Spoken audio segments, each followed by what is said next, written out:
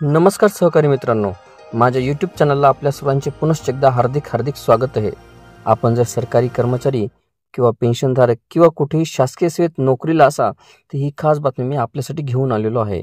पण तत्पूर्वी आपण आमच्या चॅनलवर नवीन असल्यास चॅनलला निश्चितच सबस्क्राईब करा आणि बेल आयकॉनला प्रेस करून ऑल नोटिफिकेशन्स ऑन करा, जेणेकरून आपल्याला व्हिडिओचे सर्व नोटिफिकेशन्स हे सर्वात अगोदर हे प्राप्त होतील. नुकत्याच काही महिन्यांपूर्वी केंद्रातील सरकारने केंद्रीय कर्मचाऱ्यांचा महागाई भत्ता हा 53% करण्याचा निर्णय घेतला.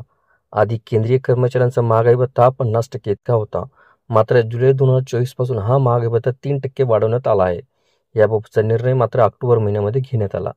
निर्णय ऑक्टोबर महिन्यात झाला असला तरी देखील हा महागाई भत्ता जुलै महिन्यापासून लागू झाला असल्याने केंद्रीय कर्मचाऱ्यांना जुलै, ऑगस्ट, सप्टेंबर या 3 महिन्यांची महागाई भत्ता फरकाची रक्कम सुद्धा सरकारकडून देण्यात आली.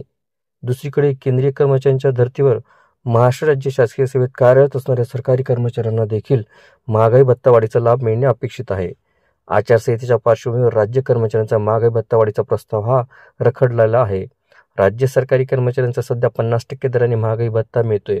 मात्र त्यांनाही केंद्रीय कर्मचाऱ्यांप्रमाणे जुलै 2024 पासून 53% दराने महागाई भत्ता मिळणे हा अपेक्षित आहे. याबाबतचा निर्णय हा निवडणुकीच्या काळात घेतला जावा अशी कर्मचारी संघटनांनी भूमिका घेतली होती. मात्र निवडणुकीच्या काळात लागू असणाऱ्या आचारसंहितेमुळे सरकारने हा निर्णय घेतला नाही. पण आता नवीन सरकार स्थापित झाले असल्याने राज्य सरकारी कर्मचाऱ्यांचा महागाई भत्ता वाढीचा निर्णय लवकरच होणार आहे असे दिसते. येत्या काही दिवसात राज्य मंत्रिमंडळ हे स्थापन होणार आहे. महायुतीतील तिन्ही घटक पक्षातील नेते आपापसात चर्चा करून खाते वाटपासंदर्भात निर्णय घेतील आणि त्यानंतर मंत्रिमंडळाची स्थापना होणार आहे. अजून मंत्रिमंडळाची स्थापना झालेली नाही, पण हिवाळी अधिवेशनाची तारीख मात्र जाहीर करण्यात आली. दिनांक 16 डिसेंबरपासून हिवाळी अधिवेशनाला सुरुवात होणार आहे. हे अधिवेशन जवळपास 1 आठवडाभर चालेल. दरम्यान या अधिवेशनामध्ये शेतकरी, सरकारी कर्मचारी यांच्या विविध प्रश्नांवर चर्चा केली जाणार आहे. पण पहिल्या मंत्रिमंडळ स्थापनेनंतरच हिवाळी अधिवेशनास सुरुवात होणार आहे.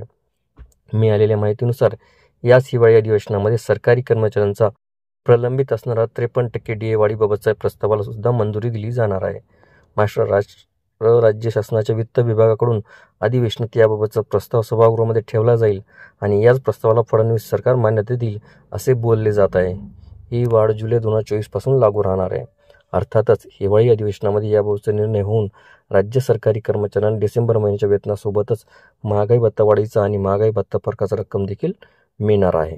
आपल्याला व्हिडिओ आवडले असल्यास चॅनलला नक्कीच लाईक, शेअर आणि कॉमेंट्स करायला विसरू नका.